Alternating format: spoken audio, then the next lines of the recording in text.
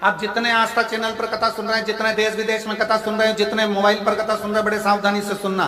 लोग कहते हैं सारी पुराण हमने सुनी, सारे शास्त्र हमने सुने, सारे वेद हमने सुने, हमने सारे उपनिषद सुने, पर ये शिव महापुराण की कथा में ऐसा क्या है कि लोग जाकर बैठते हैं और उनके मन के मुराद पूर्ण हो जाते हैं, उनके मन की कामना पूर्ण हो जाती है। इसमें ऐसा क्या है?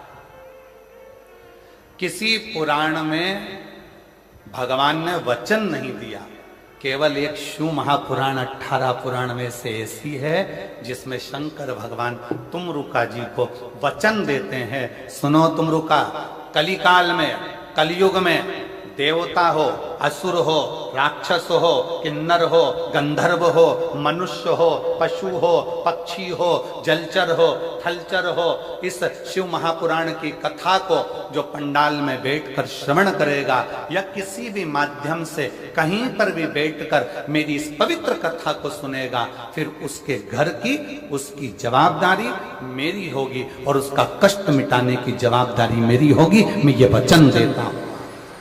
4 वेद हो, भले 6 शास्त्र हो, भले 18 पुराण हो, भले 108 उपनिषद हो, पर इन सभी में भगवान ने वचन नहीं दिया है। केवल एक शिव महापुराण की कथा ऐसी है जिसमें शंकर जी ने वचन दिया है कि जो शिव महापुराण की कथा को दिल लगाकर, हृदय से, भाव से शिव पुराण को मेरा ही स्वरूप मानकर जो सुनता है, शंकर कहते हैं उसके दुखड़ों को समाप्त करने की जवाबदारी मेरी है, क्योंकि मैं कली काल में, संसार में, मृत्यु लोक में मैं विराजमान, ब्रह्मा ब्रह्म लोक में,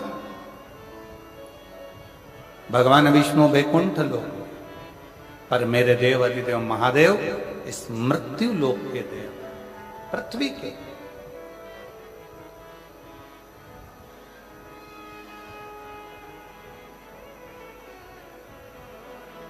जैसे पंथ और सनातन धर्म,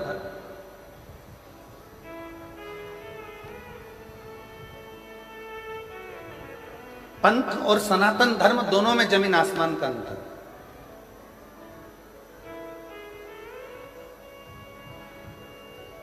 पंथ में कुछ चीजें एक जैसी होती, जैसे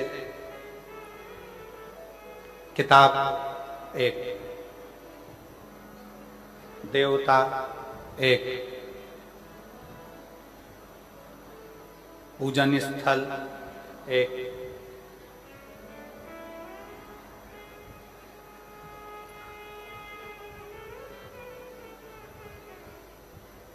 विधि विधान एक। पंथ में और सनातन धर्म में बहुत अंतर।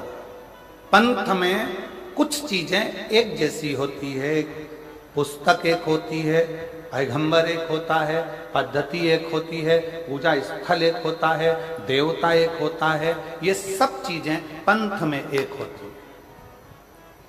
आप दूसरे धर्म देख लीजिए, दूसरे पंथ देख लीजिए, सभी पंथ में आपको एक पुस्तक मिलेगी।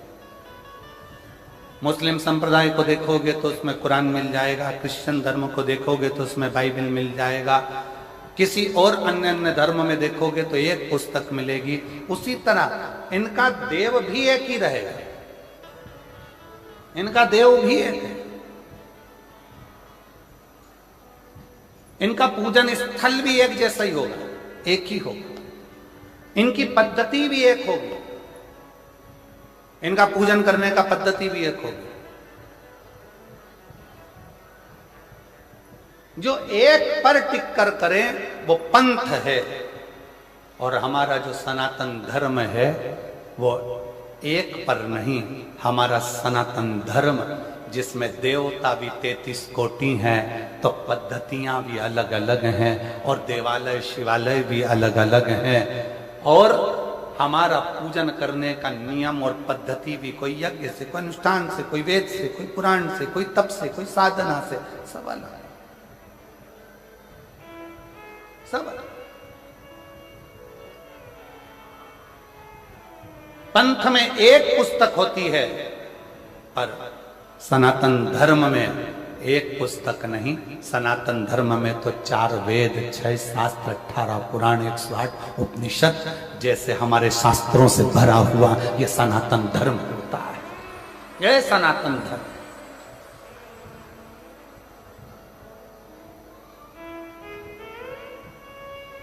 अब चलो बहुत अच्छी तरह से समझ लेना।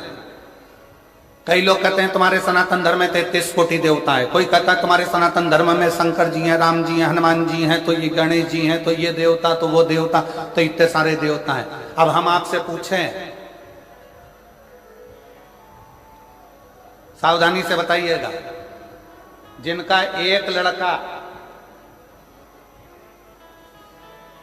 और वो चले गया मुंबई, या वो नौकरी करने चले गया दुबई, अब तुम पड़ गए बीमार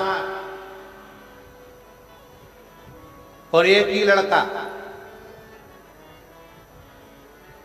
अब वो आ ही नहीं रहा, वीजा ही नहीं बना, पासपोर्ट ही तैयार नहीं, आने कोई तैयार नहीं, टिकट ही नहीं हो रहा, क्या करोगे? तड़फोगे, इंतजार करोगे कि मेरा एक लड़का है, आएगा, डॉक्टर को दिखाएगा, मेरा एक लड़का है, आएगा, मुझे डॉक्टर के पास लेकर जाएगा।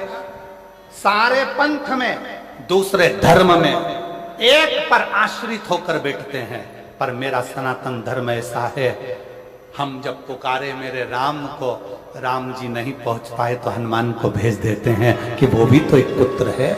हनुमान ना आए पाए, शिव को भेज देते हैं, शंकर ना आ पाए, कृष्ण को भेज देते हैं। इसलिए सनातन धर्म की शाखा को मजबूत किया जाता है। और लोग कहते हैं तुम्हारे सनातन धर्म में इतने देवता, इतने देवता, इतने देवता।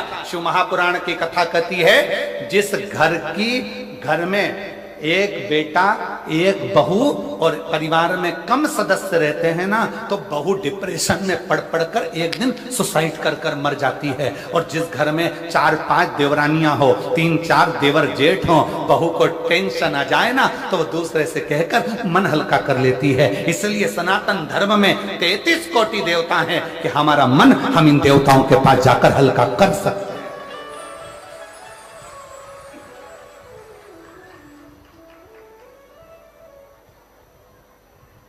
कोई तुमसे कह दे हमारे धर्म में आ जाओ, कोई कह दे तुम हमारे पंथ में आ जाओ, कोई कह दे तुम हमारे धर्म अपना लो, उनसे कह देना तुम्हारे यहाँ है ही क्या, एक, और हमारे यहाँ भरा पड़ा है 33 कोटि देवताओं से पूरा अंबा।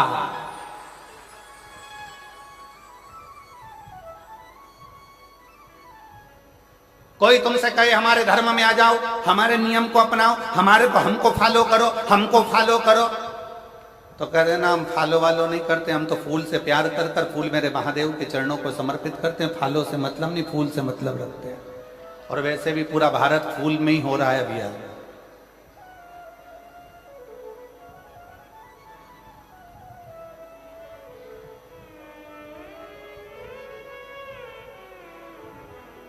और फिर मेरा निवेदन है मेरे सनातनियों से, मेरे हिंदू भाई बहनों से, मेरे सनातन धर्म के सभी भक्तों से निवेदन इसलिए करते हैं, घर में कम से कम 2, 3, 4 छोरा छोरी होना चाहिए, होना चाहिए।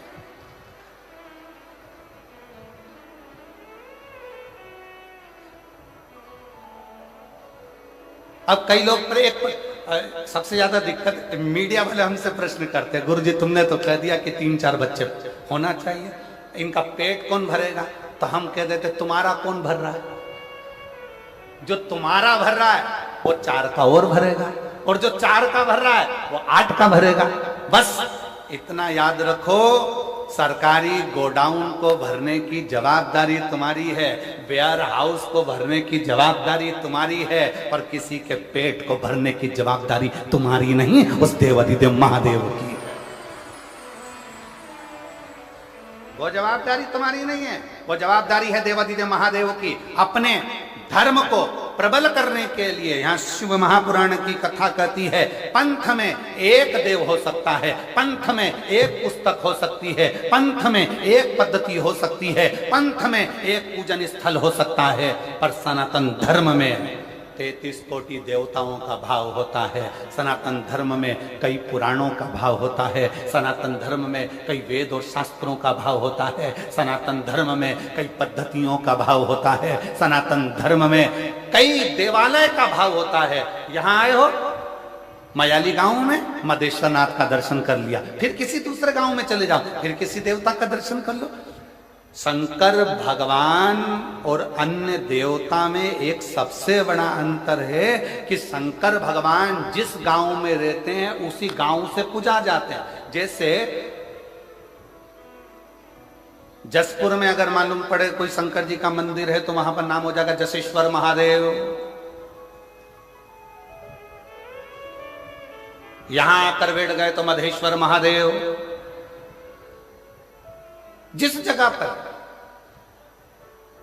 अभी हम कल एक यहीं पास में गांव था, कौन सा चरमरी गांव, कौन सा गांव था है? अच्छा तुम तो समझ गए ना, हाँ बाकी के सब जान दो, अपने को समझ में आना चाहिए, बाकी के तो आए तो नहीं आए। तो कल हम वो गांव गए थे तो कौन से महादेव है? वो गांव के नाम से ही महादेव है ना, जो गांव का नाम है वही महादेव का नाम है। बोलो सही है कि गलत है? एक ही नाम, मतलब उस गांव के महादेव का नाम उसी गांव से जुड़ा हुआ है। मतलब हमारे गांव का कुल देवता और हमारे गांव का राजा और हमारे गांव की रक्षा करने वाला वो देव अधिदेव महादेव स्वयं विराजमान है। ये गांव में शिव की स्तुति का एक प्रतीक